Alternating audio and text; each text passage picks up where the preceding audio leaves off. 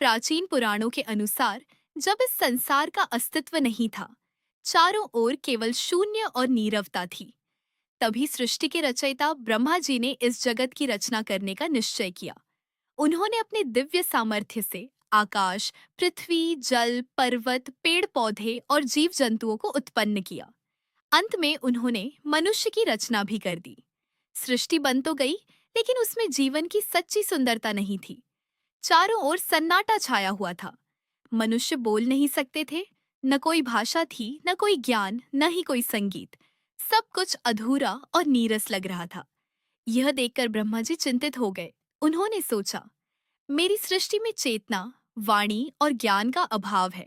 इसे पूर्ण करने के लिए कुछ विशेष करना होगा। इसी विचार के साथ उन्होंने अपने कमंडल से जल लेकर चारों दिशाओं में छिड़क दिया। जैसे ही जल की बूंदें पृथ्वी पर गिरी, एक अद्भुत प्रकाश प्रकट हुआ। उस प्रकाश से एक दिव्य, तेजस्वी और अत्यंत सुंदर देवी प्रकट हुई। उनके 4 हाथ थे। वे श्वेत वस्त्र धारण किए थीं। एक हाथ में वीणा, दूसरे में पुस्तक, तीसरे में माला और चौथे से आशीर्वाद दे रही थीं। ब्रह्मा जी ने उन्हें प्रणाम किया और कहा, हे देवी, आप इस सृष्टि में वाणी, ज्ञान और कला का संचार करें, इसे पूर्ण बनाएं। वह देवी थी, सरस्वती माता। माता सरस्वती ने ब्रह्मा जी की प्रार्थना स्वीकार की और अपनी वीणा को धीरे से बजाया। जैसे ही वीणा की मधुर ध्वनि गूंजी, पूरी सृष्टि में एक नई चेतना फैल गई। पक्षियों ने चहचहाना शुरू किया, नदियां मधुर स्वर में बहने लगीं, हवा में संगीत घुल गया और मनुष्य को बोलने की शक्ति प्राप्त हुई। अब दुनिया में शब्द थे, भाषा थी और विचारों का आदान प्रदान संभव हो गया। इसके बाद सरस्वती माता ने मनुष्य को ज्ञान देना प्रारंभ किया। उन्होंने उन्हें पढ़ना लिखना सिखाया, सोचने और समझने की शक्ति दी। उन्होंने वेदों और शास्त्रों का ज्ञान दिया, जिससे मनुष्य सभ्य और बुद्धिमान बनने लगे। धीरे धीरे दुनिया में शिक्षा, कला और संगीत का विकास होने लगा। लेकिन समय बीतने के साथ कुछ लोगों में अहंकार और अज्ञान बढ़ने लगा। वे ज्ञान का गलत उपयोग करने लगे।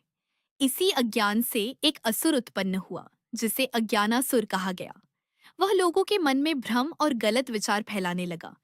लोग सही और गलत में अंतर भूलने लगे, झगड़े बढ़ने लगे और संसार में फिर से अंधकार छाने लगा। देवता इस स्थिति से चिंतित हो गए। वे सरस्वती माता के पास गए और उनसे सहायता की प्रार्थना की। उन्होंने कहा, हे माता, केवल शक्ति से नहीं बल्कि सही ज्ञान से ही इस अज्ञान को समाप्त किया जा सकता है। सरस्वती माता ने शांत भाव से कहा, जहाँ सच्चा ज्ञान होता है, वहाँ अज्ञान स्वयं समाप्त हो जाता है। उन्होंने अपनी वीणा बजाई और अपने दिव्य आशीर्वाद से लोगों के मन में सही ज्ञान और विवेक का प्रकाश फैलाया।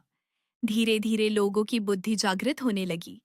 वे सत्य और असत्य में भेद करने लगे। अज्ञानासुर की शक्ति कम होती गई और अंत में वह नष्ट हो गया। इस प्रकार ज्ञान की विजय हुई और अज्ञान का अंत हो गया। देवताओं ने प्रसन्न होकर सरस्वती माता का धन्यवाद किया और उस दिन को विशेष बना दिया। वही दिन आज वसंत पंचमी के रूप में मनाया जाता है।